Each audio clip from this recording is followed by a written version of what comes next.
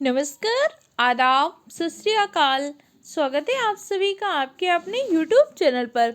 आप सबके एग्जाम के लिए एक बहुत ही इम्पोर्टेंट टॉपिक होता है पंचायत और नगर निकाय से जुड़े इम्पोर्टेंट क्वेश्चन को डिस्कस करेंगे, क्योंकि इस टॉपिक से क्वेश्चन अक्सर पूछता है। कई बार इससे जुड़े महत्वपूर्ण अनुच्छेद पूछ लेता है, तो कई बार अनुसूची, कई बार पूछ लेता है कि इसका वर्णन किस अनुच्छेद में है, किस अनुसूची में, किस भाग में। इन सब चीज़ों को आज की क्लास में डिस्कस करेंगे। कॉपी पे लिख कर बैठिएगा।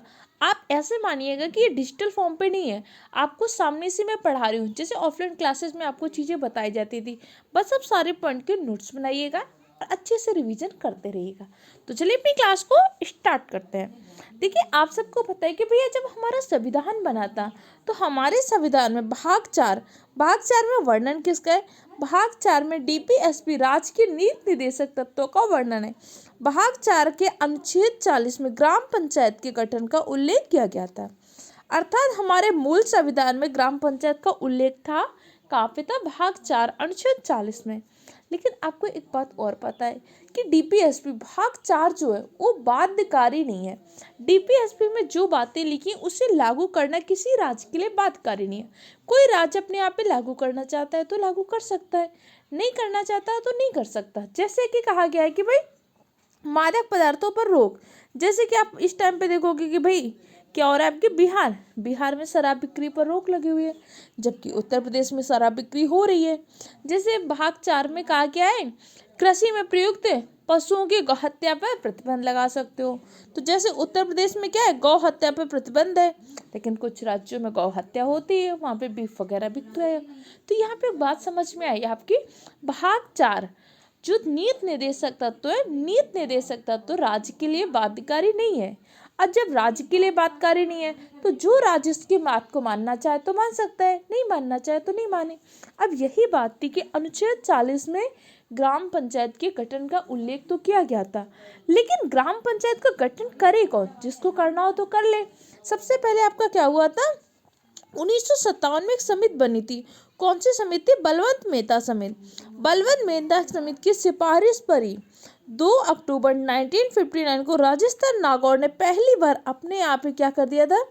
पंचायती राज व्यवस्था को लागू कर दिया था। तो राजस्थान ने तो अपने यहाँ पर पंचायती राज व्यवस्था को लागू कर दिया था। राजस्थान के बाद आंध्र प्रदेश ने लागू कर दिया। लेकिन आज भी बहुत सारे ऐसे राज्य थे उस टाइम पर जिसने पंचायती राज व्यवस्था को लागू नहीं किया था। फिर हमें एक बात समझ में आई कि अगर हमें गाँव का विकास करना है, तो गाँव के विकास के लिए पंचायती राज व्यवस्था बहुत इम्पोर्टेंट है। तो हमने कहा कि देखो भाग 4 में रहेगा, तब तक तो ये सबके लिए बाध्यकारी हो नहीं सकता। तो ऐसा करना चाहिए कि ये सबके लिए बाध्यकारी हो जाए। तो इसके लिए एक समिति बनती एल.एम. सिंघवी समिति, जिसे हम लक्ष्मी मल सिंघवी समिति भी कहते हैं। एल.एम. सिंघवी समिति की सिफारिश पर पंचायत को संवैधानिक दर्जा दिया गया। इसके लिए हमने किया क्या? सबसे पहले हमने 73वां संविधान संशोधन किया 1992 में, जो कि लागू कब होता है? ये लागू होता है आपको 24 अप्रैल 1993 को। इसके माध्यम से हमने पंचायत को क्या कर दिया? संवैधानिक दर्जा दे दिया, संविधान में पंचायत को स्थान दे दिया। तो कई बार क्वेश्चन पूछ सकते हैं 73वां संविधान संशोधन का संबंध किससे? पंचायत से। 74वां संविधान संशोधन किया 1992 में। इसके माध्यम से हमने क्या किया? नगर निकाय को संवैधानिक दर्जा दिया। अब संवैधानिक दर्जा देने के बाद क्या होती है? देखो यहाँ पे हम क्या करेंगे? रिवीजन कर रहे हैं। थोड़ा सा हो सकता है आपको स्पीड कम या ज़्यादा लगे, तो स्पीड को अपने अकॉर्डिंग एडजस्ट कर लीजिएगा। अब आपको एक बात समझ में, संवैधानिक दर्जा, संवैधानिक दर्जा का मतलब क्या होता है? संवैधानिक दर्जा का मतलब होता है कि भाई इस चीज़ को हमने क्या किया? अपने संविधान में स्थान दिया। तो हमने 73वां संविधान संशोधन और 74वां संविधान संशोधन के द्वारा क्या किया? पंचायत और नगर निकाय को संवैधानिक दर्जा दिया। जब संवैधानिक दर्जा दिया तो इसका मतलब है संविधान में कहीं ना कहीं स्थान दिया। तो कहाँ पर दिया? देखो हमने कहाँ पे भाग 9 में पंचायत को दर्जा दिया। भाग 9 और पंचायत के लिए एक नई अनुसूची जोड़ी। कौन सी अनुसूची थी? 11वीं अनुसूची भाग 9 में हमने दर्जा किसको दिया? 11वीं अनुसूची भाग 9 में पंचायत को दर्जा दिया। नगर निकाय को कहाँ पे दिया? भाग 9A में। अनुसूची कौन सी थी? अनुसूची 12वीं अनुसूची में हमने नगर निकाय को दर्जा दिया। क्लियर, समझ में आए कि नहीं। अब ग्राम पंचायत और नगर निकाय को सम्मिलित रूप से हम क्या बोल देते हैं, स्थानीय स्वशासन। अब आपके एग्जाम में क्वेश्चन कई बार ऐसे पूछ सकता है, जैसे आपको पता है कि हमारे संविधान में मूल रूप से कितने भाग हैं, 22 भाग हैं। अलग अलग संविधान संशोधन करके 3 भाग और जोड़े थे, इस प्रकार 25 संख्या हो जाती है। लेकिन आज भी मूल रूप से संविधान में भाग पूछेगा तो 22 ही भाग है, क्योंकि कहीं भी आपको 23वां भाग नहीं मिलेगा। जैसे भाग 9A हमने जोड़ दिया, भाग 4A हमने जोड़ दिया, भाग 9B हमने जोड़ दिया, लेकिन कहीं भी आपको क्या हुआ, 23वां भाग तो नहीं जोड़ा गया। तो मूल रूप से संविधान में 22 भाग है और आज भी हमारे संविधान में 22 भाग है। अब हर भाग में कोई ना कोई चीज होती है।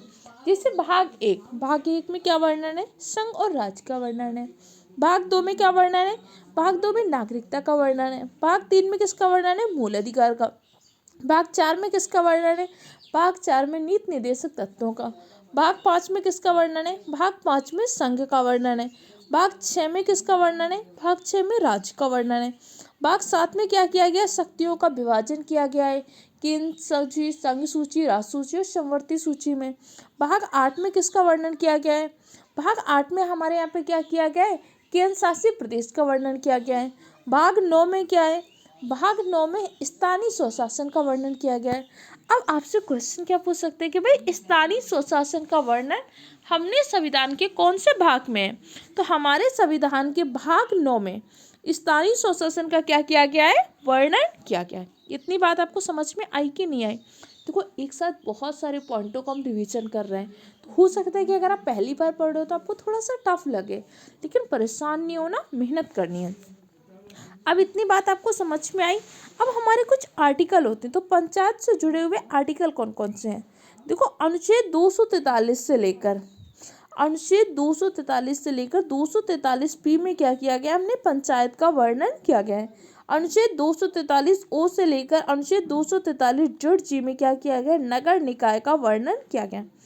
24 अप्रैल को हम कौन सा दिवस मनाते हैं, 24 अप्रैल को पंचायती राज दिवस के रूप में मनाते हैं। क्यों, क्योंकि 24 अप्रैल 1993 को ही हमारा 73वां संविधान संशोधन के द्वारा पंचायतों को लागू किया था। अनुच्छेद 243A में क्या वर्णन किया गया, अनुच्छेद 243A में ग्राम सभा का वर्णन।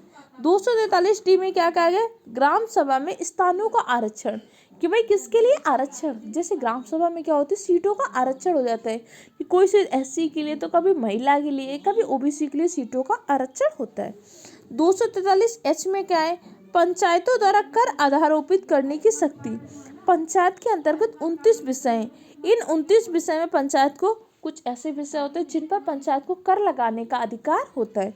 तो किन क्षेत्रों में पंचायत कर लगा सकती है, वो अधिकार दिया गया 243H के तहत। 243I में क्या है, 243I में राज्य वित्त आयोग का उल्लेख किया गया है। जैसे अनुच्छेद 280 में आपने पढ़ा होगा वित्त आयोग का, 243I में किसका वर्णन किया गया, 243I में राज्य वित्त आयोग का वर्णन किया गया। 243J में पंचायत के लेखाओं की संपरीक्षा की जो लेखाएं हैं उसकी हम क्या करेंगे, संपरीक्षा कराएंगे।